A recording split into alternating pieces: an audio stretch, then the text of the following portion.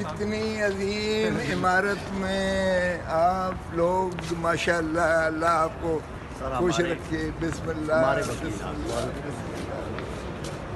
عمارتوں سے عظمتیں نہیں ہوتی ہیں، انسانوں سے ہوتی ہیں. It is not the bricks and mortars that lends grandeur to a building. It is the soul and spirit within جس سے جو ہے اس کی عزت اور وقار میں اضافہ ہوگا. خود صاحب جب عدالتیں ہی کہیں گے کہ جائیں پریس کانفرنس کریں اور مسئلہ ختم کریں تو پھر لوگ انصاف کے لیے کیسے آئیں گے؟ یہاں پہ رک جائیں گے. انصاف تو ہوگا تو پھر کریں گے نا. انصاف تو جو آپ کو نظر نہیں آ رہا ہے کیسا انصاف ہو رہا ہے اس ملک میں. جو کچھ ہو رہا ہے اس وقت تو رول آف لا ہے ہی نہیں.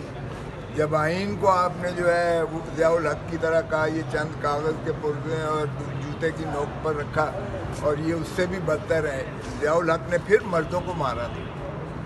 یہ عورتوں کے ساتھ جو ماشاءاللہ آج ہو رہا ہے، توبہ اللہ معافی دے، ایسا کبھی دور نہیں آیا. جس طرح سے صرف ایک سیاسی پارٹی کو کرش کیا جا رہا ہے، ایک سلسلہ جاری ہے. آپ نے چونکہ ضیاء کا دور بھی دیکھا ہے، بھٹو کے ساتھ ہی رہے ہیں، تو ایسی کوئی مثال نہیں؟ کوئی مثال نہیں ہے، لیکن سب کے ساتھ ہوگا. یہ غلط فہمی میں ہے. اگر یہ سمجھ رہے ہیں آج ایک پارٹی کے ساتھ ہو رہا ہے کل ان کے ساتھ بھی یہی ہوگا. دیکھیں یہ سمجھ رہے ہیں آج ایک پارٹی کے ساتھ ہو رہا ہے کل ان کے ساتھ بھی یہی ہوگا. دیکھیں یہ بڑی بدقسمتی ہے. سیاستدانوں کو ہوش کے ناخن لینا چاہیے اب بھی کہ اگر قوم اور ملک کے لیے آپ نے اکٹھا نہیں ہونا ہے اور آپ نے ترانے ہی بجانے ہیں اور اسٹوڈنٹس کو لے کے بچوں کو اور آپ کے جو ہے ماشاءاللہ من پسند لوگوں کو لے جا کے آپ نے جلوس نکالنے ہیں اور ترانے ہی سارے چلانے ہیں 24 گھنٹے آپ نے یہی کرنا ہے. اور آئین اور قانون کو آپ نے اٹھا کے زمین کے نیچے دفن کر دینا ہے. اس طرح ماشاءاللہ ظلم کی ریاستیں نہیں چلا کرتی.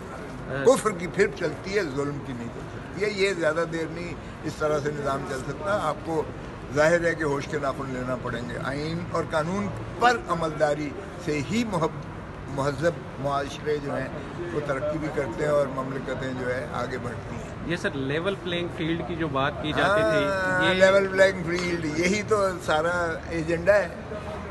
پہلے دن سے مریم نے کہہ دیا تھا، سلام ہے مریم کو، جس طرح کہا تھا اس نے کر کے دکھایا ہے. اس نے کہا تھا لیول پلینگ فیلڈ مطلب ہے اس کو کرش کرو جس طرح مسلم لیگ نون کو پہلے کیا گیا تھا، کر دکھایا ہے. اب اپنے ماشاءاللہ ان کو لے کر آئیں گی جو پاک لین میں بیٹھا ہوا ہے اور ماشاءاللہ یہ اس وقت عدالتی مفرور ہے. اسی عدالت کا جو ہے مفرور ہے. وارنٹس نکالے ہوئے ہیں، سزا یافتہ ہیں، ان کی اپیل کو داخل دفتر کر دیا گیا ہے اور ریڈ وارنٹس نکلے ہوئے ہیں.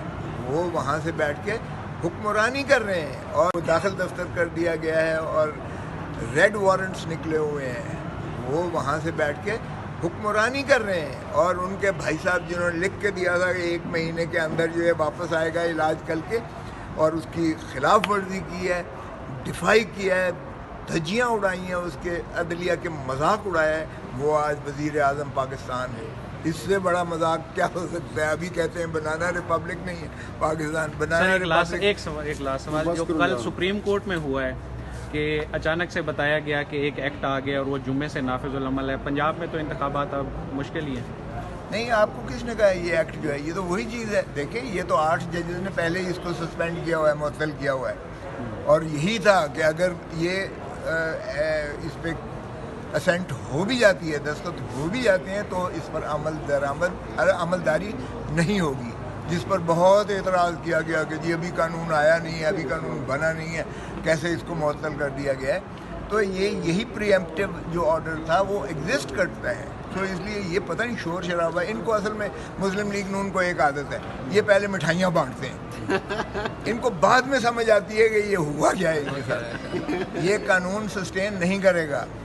اس لیے یہ نہیں ہو سکتا کہ پارلیمنٹ میں جو ہے چور ڈاکو اور جو ہے وہ لوگ نااہل ہیں جو کہ صادق اور امین نہیں ہیں، وہ ان پوتر ایوانوں میں آ کر اس کو جو ہے آلودہ کر دیں. فاؤنٹین آف ڈیموکریسی قانون کو ایک عادت ہے، یہ پہلے مٹھائیاں بانٹتے ہیں، ان کو بعد میں سمجھ آتی ہے کہ یہ ہوا کیا ہے. یہ قانون سسٹین نہیں کرے گا. اس لیے یہ نہیں ہو سکتا کہ پارلیمنٹ میں جو ہے چور ڈاکو اور جو ہے وہ لوگ نااہل ہیں جو کہ صادق اور امین نہیں ہیں وہ ان پوتر ایوانوں میں آ کر اس کو جو ہے آلودہ کر دیں. Fountain of democracy cannot get polluted by politicians who are not Sadiq and امین. سو دیانتداری اور ایمانداری کیا ہے کہ پاک لینڈ میں بیٹھے ہوئے ہیں جو ہے پاناما لیکس کے ہم نے کیسز کیے تھے. اس وقت چیئرمین بلاول بھٹو زرداری نے میری سربراہی میں کمیٹی بنائی تھی. میں تھا، فاروق نائک تھا اس میں جو ہے نیر بخاری تھا اور اعتزاز احسن تھا. میری سربراہی میں ہم نے کمیٹی بنا کے پاناما لیک کے کیسز نواز شریف اور ان ساروں کے خلاف کیے تھے. وہ فول پروف کیسز ہیں، اوپن اینڈ شٹ کیسز ہیں کرپشن کے، اور بیٹھے بھی وہاں پاک لینڈ میں ہوئے ہیں، کوئی مانتا بھی نہیں ہے. مریم کہتی ہے کہ ساتھ ہی بیٹھے ان سے پوچھو. شکریہ.